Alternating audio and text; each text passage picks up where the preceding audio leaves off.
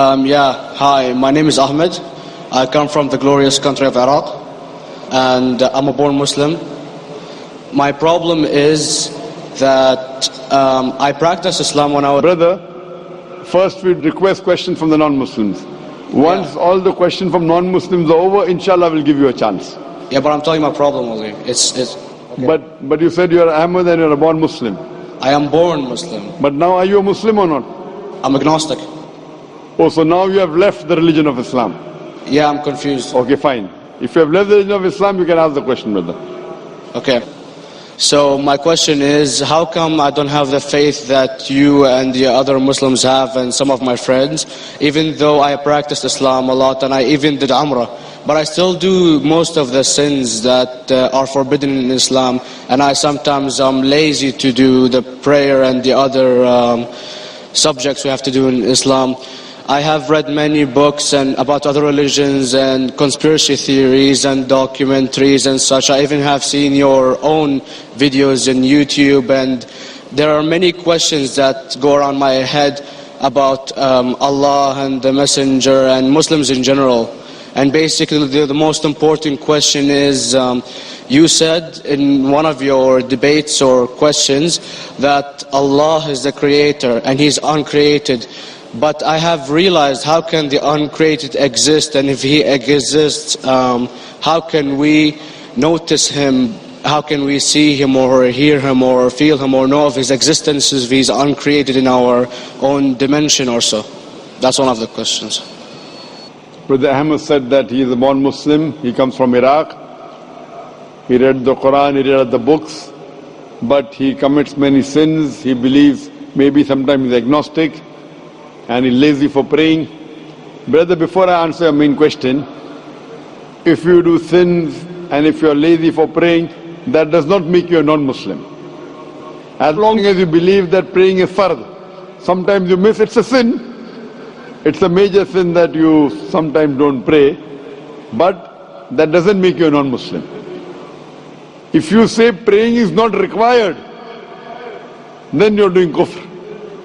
But if sometimes you do sin, sometimes minor sin, sometimes major sin, it is haram, it's forbidden, but that does not throw you outside the fold of Islam. There are sometimes waswasa of the shaitan asking you, you're a Muslim, but this is wrong in Islam, this is wrong, and it does deviate the person's mind. At that time maybe your iman may be low, but these things should not make you consider that you're non-Muslim. Regarding a question that I mentioned in my speech, and you're right, that Almighty God is the creator, but He Himself is uncreated. You asked the question, how can the uncreated, how can we see the uncreated, and how it's possible?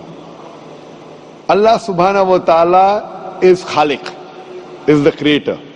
And by definition, He's uncreated.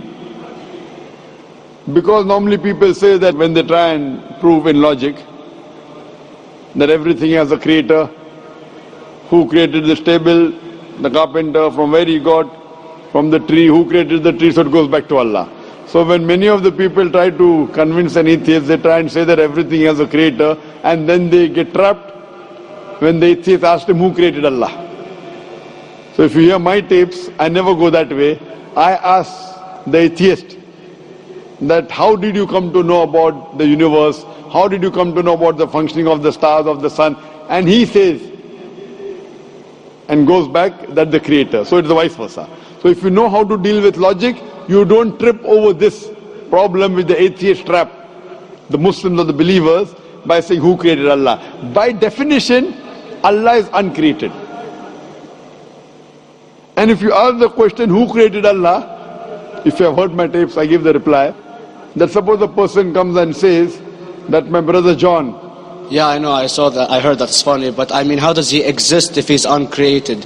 Not that is Allah. Automated. Yeah.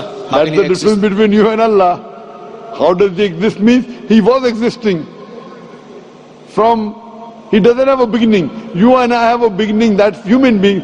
So that's the difference between us and Allah. You can't say that Allah has to be like us. If Allah is like you and me, why should we worship Him?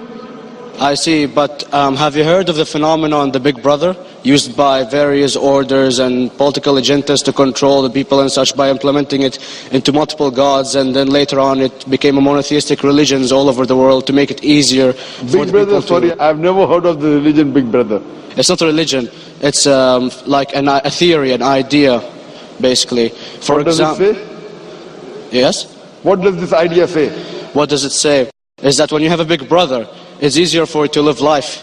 When you have someone watching you the whole time, understanding you the whole time, protecting you the whole time, being with you the whole time, and you can talk to him, although he never talks to you back, maybe in your dreams, due to your mind and such, it's easier for you to live. While a human who does not have a big brother and is not easily controlled into doing so and is having complete freedom is a danger for the major ruling powers and such. What does this say? I don't understand. Big brother may be the big brother may not be the... What does it have to do with Islam and God? What does it have to do? Because basically Allah is watching you the whole time. So you want to knows... say that Allah is like a big brother? Indeed, you use him for your protection so you won't be scared. You know what I mean? See, this is the hypothesis. Hypothesis. If you have heard, how do I convince an atheist? If you have heard my answer, that you said that you're agnostic, you're atheist. Yeah. So first thing I do to an atheist is I congratulate him. What? I congratulate him. Have you heard my answer of atheist? Yeah, you congratulate them and stuff. But I haven't seen your debates with the atheist. I just saw your answers on some questions. Fine, so you haven't seen the answer of atheist? No, but I've seen your debate with David William Campbell. And that's William Campbell is not an atheist. Yeah. Now when an atheist tells me he does not believe in God like your theory of Big Brother, yeah. And if you believe in that theory, I will ask you, first thing I do to the atheist, I congratulate him. You know why? Yeah, because they think and they don't follow what their parent does and such stuff like that. No. I congratulate him because he is not doing blind belief. The other people are doing blind belief. He is a Christian because father is a Christian. He is a Hindu because father is a Hindu. Most of the Muslims are Muslim because father is a Muslim. He is thinking. He says there is no God. He has said the first part of the Islamic Shahada, La ilaha. The reason I congratulate him is because he has said the first part of the Islamic Shahada, Islamic Creed, La ilaha. The only thing I have to do is illallah, which I shall do inshallah. So if you have heard my answer, an atheist becomes an atheist because he believes in science, he believes in logic. Or I ask him that if an equipment is bought in front of him, which no one in the world has ever seen, and if the question is asked, that who will be the first person who will be able to tell you the mechanism of this new equipment? What is the answer? Of course he's going to tell you the producer or the maker of this equipment. Creator, producer, maker. So when we ask him questions that how did this universe come into existence, he will talk about the Big Bang. This what we're going to talk is already mentioned in the Quran 1400 years ago in Surah Anbiya chapter number 21 verse number 30. Avalam yaral lazina kafaru anna samawati wal arda kanat ratkum fataqnahuma. Do not the unbelievers see that the heavens and the earth were joined together and we clove them asunder. This what you came to know 50 years back is mentioned in the Quran 1400 years ago. Who could have mentioned that? Well, in various civilizations in like 2000 or 5000 BC before Islam came or Christianity itself, there was various civilizations that are good in astronomy and they know more about our solar system than we do now, sadly. Brother, your knowledge of science is little, not in-depth. I do agree. There are certain things which were known as hypotheses. For example, we came to know, we were proved that the earth was spherical in 1577. I know that in 6th century BC, there were Pythagoreans who believed that the earth was spherical. But the same Pythagoreans who believed the earth was spherical also believed that the earth was the center of the universe, which is wrong. You show me one civilization which believes 100% what the Quran has mentioned. I challenge you. What you say, so do you mean to say there was a person who said, okay, this civilization, out of 100 things, these 2 things are right. Out of 100 things, these 5 things are right. Out of this 100, and picked and chose. Who can do that? No one besides the Creator. Even if you know that there were 10 different civilizations, hundreds of civilizations, there is not a single civilization that you know in the past which knew 100% of science what we know today. So where is your logic? Where is your theory? I do know that certain things were hypotheses which were proved later on. But there is not a single civilization which knows everything what is mentioned in the Quran.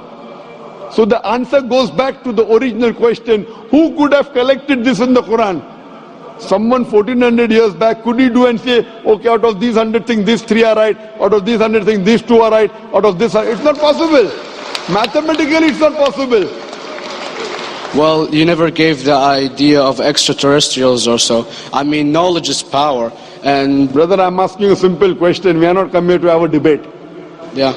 I'm asking you a question. Point out a single civilization. You're asking something else. Yeah. We are not here to discuss. You can come in the room and discuss. You ask a question, I'm giving you the answer. You gave about old civilization. I told you you're right. But out of 100 things, 98 they were wrong. So I'm asking you, who could have mentioned this in the Quran? You're talking something else now. Yeah, well, I'm asking a simple question, 2 plus 2 equal how much? You are saying, I'm telling you 3 multiplied by 3 is how much? I'm asking a name, you're telling that where do you live?